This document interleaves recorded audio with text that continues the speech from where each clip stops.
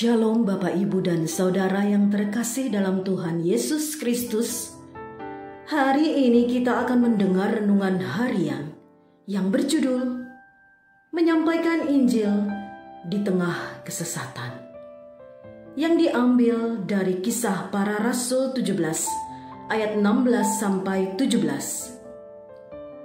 Sementara Paulus menantikan mereka di Athena, sangat sedih hatinya karena ia melihat bahwa kota itu penuh dengan patung-patung berhala. Karena itu di rumah ibadat, ia bertukar pikiran dengan orang-orang Yahudi dan orang-orang yang takut akan Allah. Dan di pasar setiap hari dengan orang-orang yang dijumpainya di situ.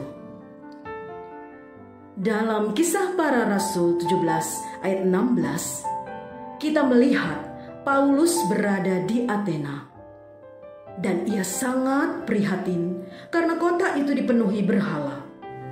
Menariknya, tanggapan Paulus terhadap penyembahan berhala ini bersifat proaktif dan penuh belas kasih.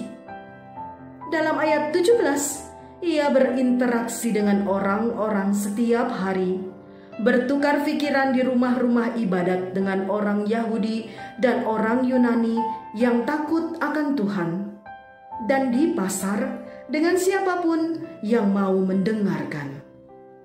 Pendekatan Paulus bukanlah pendekatan yang mengutuk, tetapi pendekatan pemahaman dan keterlibatan.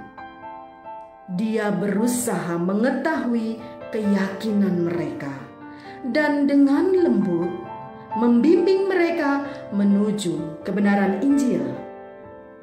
Khotbah Paulus di Areopagus pada ayat 22-31 memberikan teladan bagi kita. Dia memulai dengan mengakui religiositas orang Athena, menemukan titik temu. Ia kemudian memperkenalkan Allah sejati yang tanpa mereka sadari mereka sembah, menjelaskan sifat Allah dan menyerukan pertobatan. Metode Paulus menghubungkan kepercayaan mereka yang ada dengan kebenaran Yesus Kristus. Jika kita tarik pada masa kini, kita tahu bahwa sikap arogan dan kekerasan tidaklah efektif untuk menghadapi situasi kesesatan.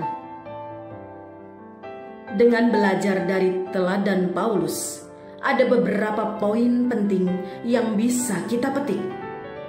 Pertama, temukan titik temu dengan mengidentifikasi nilai-nilai bersama. Bisa nilai umum seperti kebaikan, kejujuran, dan yang lain sebagainya. Gunakan itu dalam percakapan yang saling menghormati. Kedua, tunjukkan kepedulian dan kasih sayang yang tulus terhadap orang lain, meskipun saudara tidak setuju dengan keyakinan mereka. Ketiga, bersiaplah untuk menyajikan Injil dengan jelas dan penuh percaya diri, menjelaskan iman kita dengan cara yang selaras dengan orang-orang yang kita ajak bicara.